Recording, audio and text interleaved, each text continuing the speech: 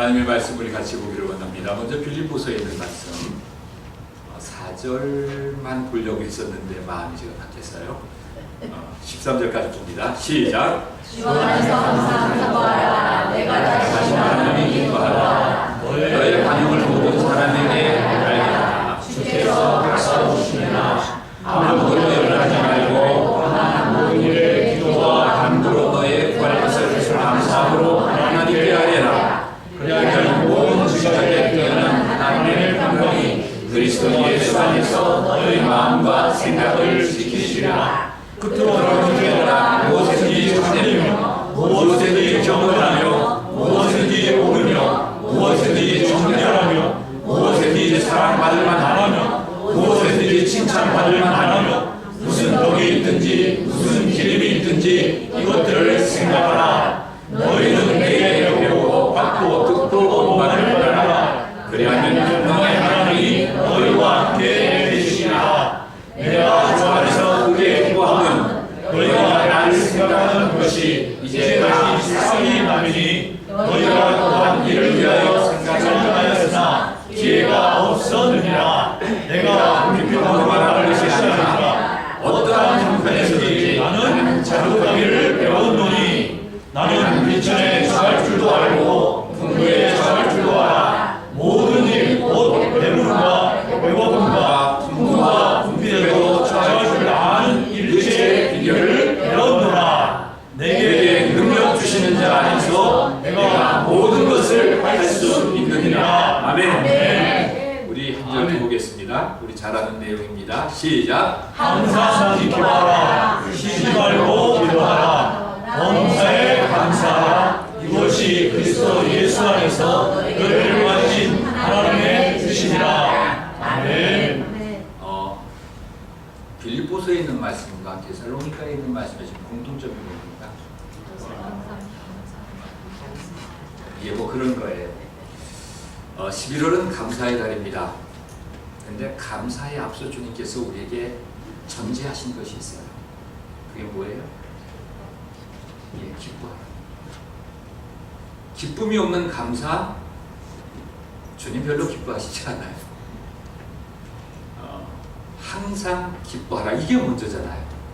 그 다음에 기도고, 그 다음에 감사를 주님 말씀하고 있어요. 빌립보서에 있는 말씀, 이것을 우리는 서신서다라고 이렇게 얘기하는데 쉬운 말로 말하면 편지입니다.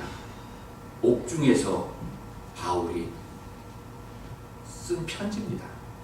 근데 이 빌립보서의 주제가 뭐냐면은 기쁨이라고 하는 겁니다.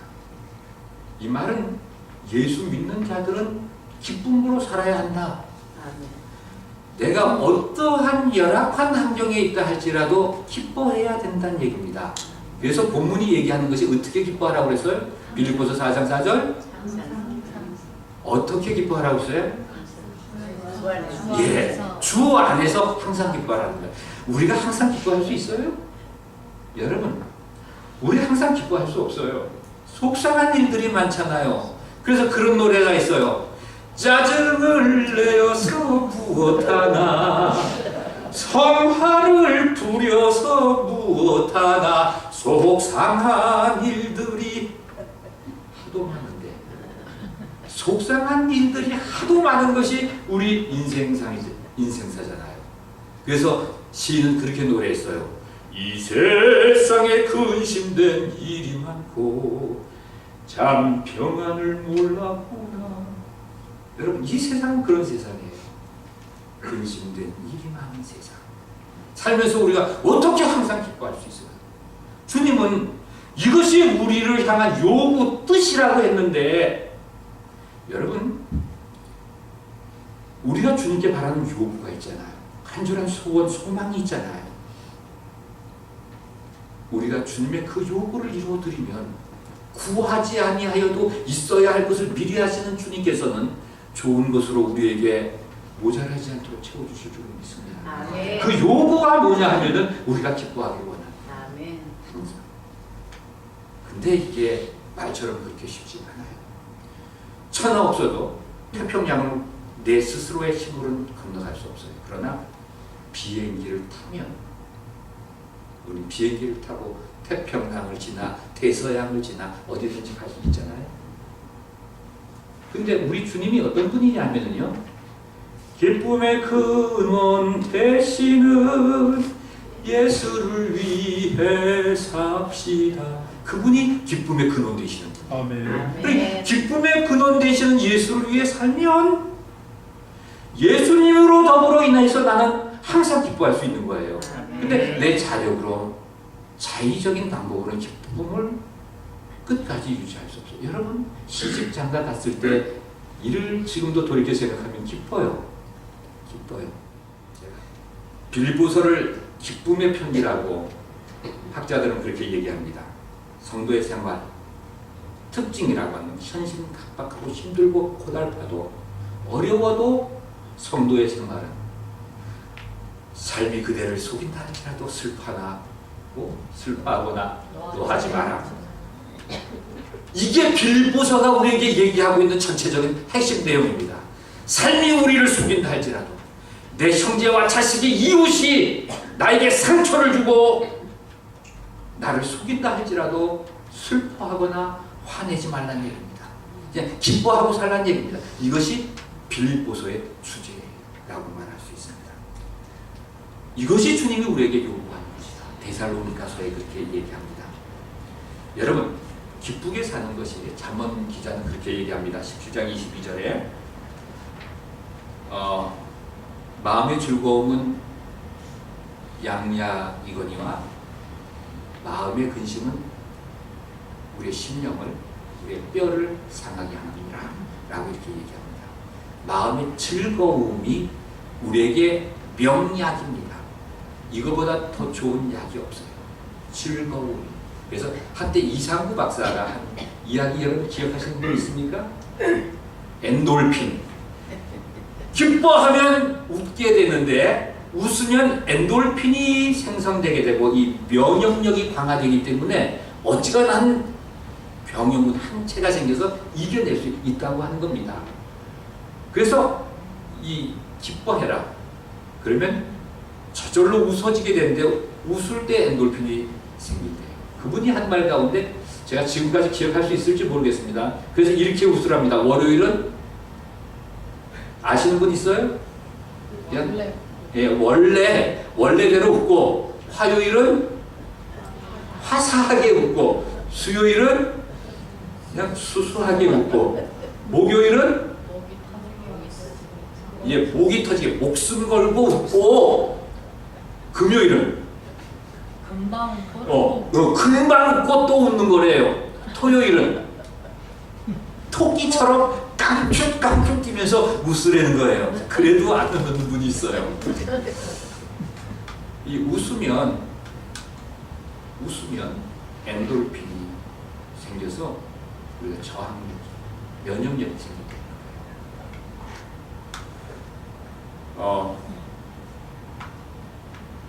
암이라고 하는 것을 초등학교 아이들에게 설명을 하는데 이렇게 설명을 하는 것을 보았어요.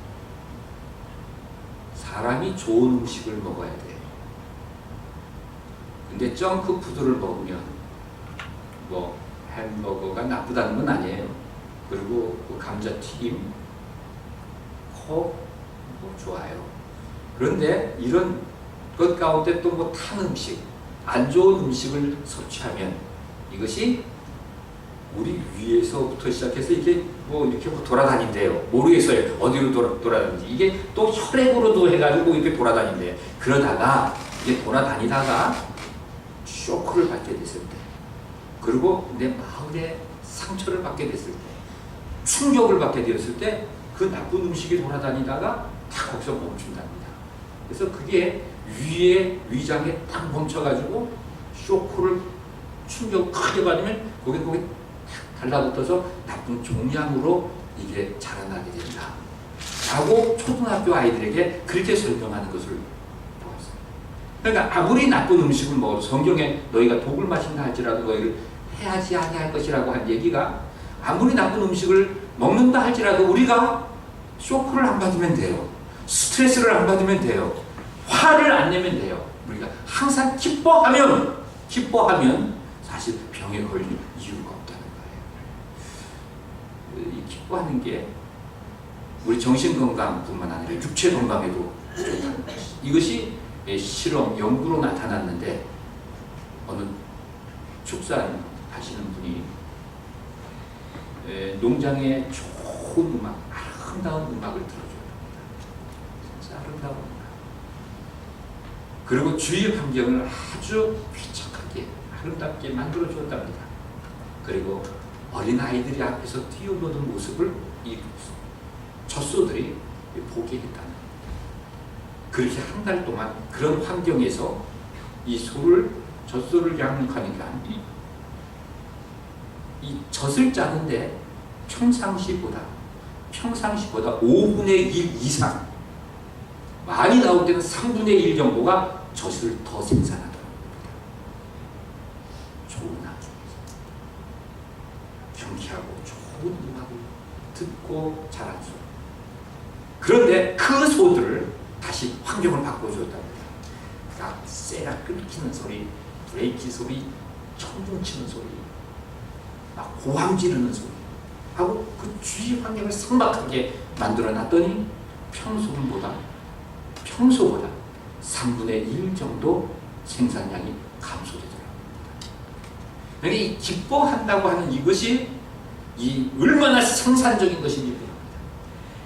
미물 짐승도 그런데 만물의 영장인 우리들이 내 환경을 내 스스로가 기쁨으로 전환한다고 한다면 내 인생이 얼마나 해피하겠습니까? 그리고 내 인생이 얼마나 생산적이겠습니까? 이것이 나뿐만 아니라 나와 함께하는 자녀들과 이웃들에게 이게 점이 된다고 하는 거예요. 그래서 그들을 모두가 더불어하는 모든 사람들까지 생산적인 사람이 되어줄 수 있게 된다라고 하는 것입니다. 그래서 이 기뻐하는 것, 우리가 물론 감사해야 되겠지만 감사에 앞서 먼저 기뻐하는 마음, 기뻐하는 생활, 이것이 우리들에게 있어야 되는 것입니다. 그래서 빌립보 기자는 우리에게 항상 기뻐할 것을 우리에게 요구하고 있습니다.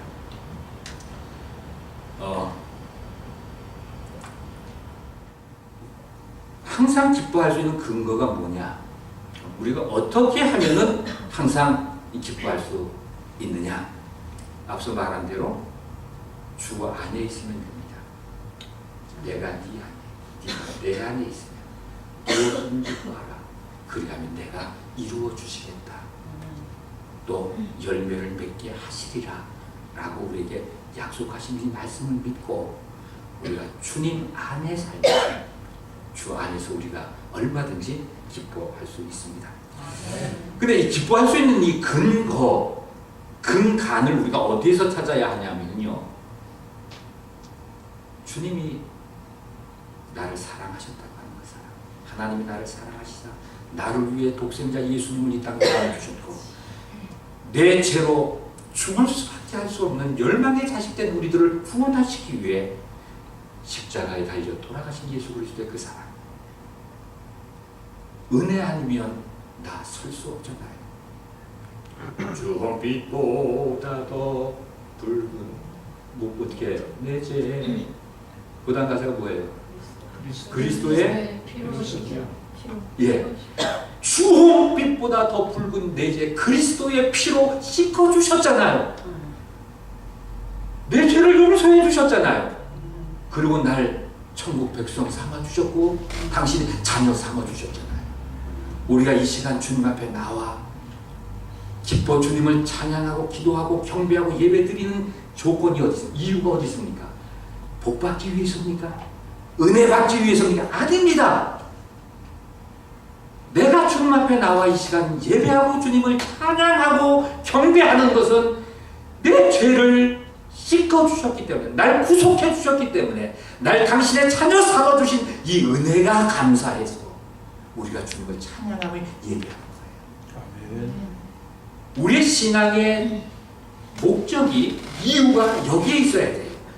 근데 예수 믿으면 복 받는다더라. 예수 믿으면 자녀가 잘 된다고 그러더라. 예수 믿으면, 그거는 마치 이런 것과 같은 거예요. 너 여기 엄마가 너 오늘 여기 이렇게 깨끗이 정리해놔. 네 방 청소 깨끗이 해놔. 그러면 내가 너 20불 줄게. 하면은 애들이 그 20불 받기 위해서 막 열심히 정리를 해놓습니다. 그것도 귀해요. 그것도 귀해요. 그렇지만 자기 스스로가 지저분하구나. 내 방은 내가 정리해야지 하고 내 방 정리해놓고 뭐 하면은 여러분 부모가 볼 때 그거 얼마나 그 자식이 기특하고 예쁘겠습니까? 얼마나 그 자식이 나에게 있어서 영광이고 기쁨이겠습니까? 우리가 신앙하는 차원도 그런 겁니다. 내가 예수 믿으면 멸망하지 않고 영생을 얻으니까. 영생 얻으려고, 구원 받으려고, 은혜 받으려고 내가 주님을 섬기고 봉사하고 충성하고 예배드리고 기도하고 하는 이것보다는 이미 내가 받은 은혜가 감사해서 봉사하고 충성하고 찬송하고 섬긴다면 이것이 어떤 보상을 대가를 바라고 자의적으로 하는 것과 이게 비교될 수 없는 거잖아요. 스스로 우리는 우리들의 신앙 인격을, 우리의 인생을 보다도 가치 있는 주님 앞에 인격자로 신앙인으로 우리 스스로가 만들 수 있는 거예요. 어떤 대가를 바라고 내가 섬기는 것이 아니라 날 구속해 주신 주님의 은혜를 헤아려 감사하면서 내가 기뻐하고 섬긴다면 분명히 우리는 더 주님 앞에 존귀한 자로 쓰임을 받지 않을까 생각합니다. 네. 죄 사함은 그럼 어떤 자에게 주어지느냐? 페르시아에 어진 임금님이 계셨습니다. 이 임금님이 어느 추운 겨울 감옥을 시찰하게 되었습니다. 감옥에 갔더니 구렛나루가 이렇게 쭉 난 죄수가 임금이 오자 엎드려 절을 합니다. 임금님, 저는 너무 억울합니다. 뭐가 그렇게 억울하냐? 자기는 아무 죄도 없는데 자기를 감고되는 거예요. 그래서 형님을 불렀어요. 이봐라 형님, 졸지만 말고 내 말 좀 들어봐라. 했더니 이 형님가 아닙니다. 그 사람 죄 있습니다. 도대체 죄가 뭐냐? 소도둑놈이라는 거예요. 그랬더니 이 죄인은 하는 얘기가 아닙니다. 임금님, 억울하다고 내가 미리 얘기하지 않았습니까? 전 소도둑놈이 아닙니다. 근데 이거 어떻게 된 거냐? 그랬더니 하루는 논두렁을 갔는데 새끼토막이 하나 있길래 새끼토막 하나 주순 죄밖에 없습니다. 나에게 죄가 있다고 한다면 새끼토막 하나 주순 죄밖에 없습니다. 이 사람아, 새끼토막 주순 게 무슨 죄가 된단 말이냐? 또 형리를 막 꾸짖었습니다. 그랬더니만 이 죄인이 하는 얘기가 재수 없게 시리 그날 하필이면 내가 주순 새끼토막 끝에 소 한 마리가 끌려오는 게 아닙니까? 그랬더니 옆에 있는 죄수가 또 있다 하는 얘기가 임금님 억울합니다. 나는 죄가 없습니다. 또 항변하는 거예요. 그래서 형리를 불러서 여봐라, 이 사람은 죄가 없다는데 왜 감옥에다 가두었느냐 했더니만 그 형리가 또 그 얘기를 하더래요. 그분은 확실히 죄인입니다. 장판, 자리를, 양탄자를 훔쳐간 도둑이라는 거예요. 그게 무슨 소리냐 하고 죄인에게 다구쳤더니 죄인이 아닙니다. 저는 집안 구슬공사를 하고 양탄자를 사온 죄밖에 없습니다. 죄가 있다면 양탄자를 사온 죄밖에 없습니다. 근데 훔쳐갔다는데 무슨 소리냐 했더니만 그때 제가 사오긴 사왔는데 외상으로 사왔습니다. 그럼 외상으로 사온 게 왜 죄가 된단 말이야? 또 형리를 족쳤더니 형리가 하는 얘기가 아닙니다. 확실히 죄인이라는 거예요. 그랬더니 이 죄인이 그런 얘기를 하더래요. 외상으로 그때 돈이 없어서 사왔는데 재수 없게 시리 그날 주인이 없었습니다. 여러분, 우리 인간은 변명을 합니다. 그리고 나는 의롭다고 얘기를 합니다.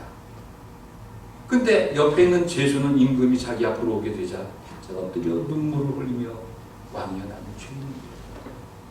그저 그냥 지나가시옵소서. 왕이여 나는 죄인입니다. 눈물을 흘리니까 왕이 그대는 도대체 무슨 죄를 지었느냐 했더니 용서하십시오. 용서하여 주시옵소서. 나는 이런 죄를 보고 있습니다. 그리고 내 죄값을 받고 있습니다. 부끄럽습니다. 용서하십시오. 했더니만 임금이 여봐라 형님, 이 죄를 당장 옥에서 풀어줘야. 그랬더니 다른 죄인들이 무슨 소리입니까? 죄 없다고 하는 자들은 왜 가지고 죄 있다고 하는 자는 왜 풀어주는 겁니까? 라고 항의를 하니까 임금이 이렇게 얘기를 하더랍니다. 나는 우리 감옥에는 죄 없는 사람들만 있는 줄 알았는데 이렇게 못된 죄인이 있으니 이 못된 죄인 때문에 선량한 여러분들이 오해를 받을 수도 있으니 이 못된 죄는 풀어줘야 되지 않겠습니까? 풀어주었다고 합니다. 여러분, 주님은 어떤 자에게 자유와 평화와 해방을 주십니까? 스스로 죄 있다고 하는 자, 자기의 죄를 고백하는 자, 이 자들을 용서하여 주는 그 죄가 주홍빛과 같다 할지라도 주님의 흘리신 그 보혈은 능히 우리의 모든 죄를 씻고 나음이 있게 된다라고 합니다. 우리가 우리의 죄를 고백하면 주님은 밀복으로 오사 우리의 모든 죄를 사하여 주시고 우리를 당신의 자녀 삼아 주신다고 하는 것입니다. 그러므로 이제 그리스도 예수 안에 있는 자에게는 결코 정죄함이 없다. 죄와 사망의 법에서 너희를 구원하였다고 성경은 우리에게 말씀하고 있습니다. 우리가 기뻐할 수 있는 또 하나의 근거가 있는데요. 그것은 주님은 임마누엘 주님으로 세상 끝날까지 나와 함께 하시는 분입니다. 나와 함께 하시는 주님. 내가 사망의 음침한 골짜기를 다닐지라도 그분은 나와 함께 하시고 나의 지팡이와 나의 인도자가 되어주신다는 겁니다. 옛날 일본에서 그런 일이 있었다고 했죠. 일본은 지진이 많아요. 그래서 지구지민적인 미국 캘리포니아처럼 목조 건물을 짓습니다. 제가 18년 전에 미국 와가지고 이 건축하는 걸 보고 깜짝 놀랐어요. 한국은 콘크리트로 거의 벽돌로 또 슬라브 콘크리트로 짓잖아요. 근데 여기는 3층, 4층, 5층 올라가는 것도 그냥 목조로 그렇게 짓는 것을 보고 저러고도 저기 견딜까 하는, 그래서 이야 이거 뭐 미국은 좋은 줄 알았더니 다 판잣집들이네 라는 그런 생각을 제가 가졌어요. 이 지진 때문에 그런 거잖아요. 근데 저기 동부에 가면은 거기는 빨간 벽돌로 건축을 합니다. 지진이 없기 때문에. 일본이 지진이 많기 때문에 거기도 여기 미국처럼 목조 건물입니다. 기둥을 세우고 널빤지를 붙여서 중간 사이가 사실 단열재도 없고 뭐 그래요. 그렇게 졌어요. 근데 어느 농가에서, 일본 농가에서 뭐 필요로 해서 뭐 2개를 딱딱 벽에다 박았답니다. 박았는데 그걸 창고로 쓰다가 이제 새 식구가 들어오게 되었어요. 아들이 장가를 가서 이제 며느리를 드리게 돼서 그 창고로 들인 방을 그걸 리모델링을 다시 한 거예요. 도배도 하고 자리도 새로 깔고 해가지고 그 방에서 신혼살림을 갖게 돼요. 근데 밤마다 새벽 한 2시, 3시쯤 되면은 아주 어디선가 모르게 기분 나쁜 소리가 들리더라고요. 뭐 분명하진 않는데 아무튼 기분 나쁜 소리가 들리더라고요. 그래서 그 주변을 아무리 둘러봐도 뭐 어떤 이유를 찾아볼 수가 없었던 거예요. 근데 이게 하루 이틀도 아니고 한 달, 2달 계속 아주 기분 나쁜 소리가 하는 소리가 들리더라고요. 그래, 그 아무리 아웃사이드, 인사이드 다 관찰을 해도 뭐 표식이 없더래요. 계속 뭐 이상한 소리가 들리니까는 결국은 한 6개월을 그렇게 살다가 이 새로 시집온 이 색시가 신경쓰이게 되거든요. 꼭 새벽 2시, 3시만 되면 이상한 기분 나쁜 소리가 들립니다. 그래서 하는 수 없이 이상하다 싶어 가서 그 벽을 뜯어봤대요. 그 소리가 들리는 그쪽을 뜯었더니 2년 전에 그 뭐 농가에서 이거 뭐 하려고 뭘 거기 픽스하려고 못을 2개 박았는데 못을 딱 박을 때 뱀 한 마리가 딱 거기 끼어가지고 거기 박힌 거예요. 그러니까 2년 동안, 그러니까 2년 6개월 동안 뱀이 거기 끼어 있는데 이게 살아있었거든요. 이게 어떻게 살았겠습니까? 2년 6개월이 지났는데. 그리고 새벽마다 아주 기분 나쁜 소리가 들리는 거예요. 이게 어떻게 살아있었을까요? 2년 6개월 동안. 2년 6, 뱀은 그 겨울철에 잠자는 동물을 뭐라고 그래요? 예? 동면. 동면을 한다 하더라도 2년 6개월 동안 동면하는 건, 동면하면 소리가 들리지 말았어야죠. 근데 이게 그래서 하도 수상해가지고 그걸 뜯다 말고 그대로 덮어놓고 관찰을 했답니다. 그랬더니 뱀 한 마리가 새벽 2시, 3시 되면 와가지고 입에 먹을 걸 물고 와가지고 그거에게 먹여주고 하더라고요. 여러분, 미물 짐승도 지 새끼를 그렇게 먹이고 함께 하는데 좋으신 하나님께서 임마누엘 주님으로 오셨다고 약속하신 그 주님께서 우리를 버리시겠습니까? 우리가 한데 놓여있다 할지라도, 우리가 사망의 골짜기에서 헤맨다 할지라도 주님은 결코 우리를 포기하지 않고 우리와 함께 하시고 우리를 돕는 자가 되어주시고 그분을 믿는 여러분 되시기 바랍니다. 아멘. 우리가 기뻐할 수 있는 근거들 얼마든지 많잖아요. 우리가 감사하기에 앞서 우리가 기뻐할 수 있는 조건들을 우리가 한번 스스로 찾아볼 수 있는 감사의 달이 되기를 바랍니다. 아멘. 하나님의 상속자잖아요. 하나님의 상속자. 제가 시작하면서 얘기했잖아요. 아들이 아빠 좀 노력 좀 해. 나에게 소원이 있다고 한다면 나도 재벌 2세가 되는 게 소원이랍니다. 그 아들놈이 자기 소원은 재벌 2세가 되는 게 소원인데 아버지가 노력을 안 해서 자기 성공을 이루지 못한다는 거예요. 근데 여러분, 우리 주님은 없는 것도 있게 하시는 분이시잖아요. 전능하신 분이잖아요. 그분이 우리의 아버지잖아요. 그렇다고 한다면 내게 부족함은 없어야 되잖아요. 말로만이 아니라 우리의 일생 가운데서 진짜 내게 부족함이 없다고 하는 그 고백이 우리의 간증이 될 수 있도록 풍성한 은혜를 체험할 수 있는 우리 모두 되기를 주님의 이름으로 축복합니다. 아멘. 우리 찬양해 드릴까요?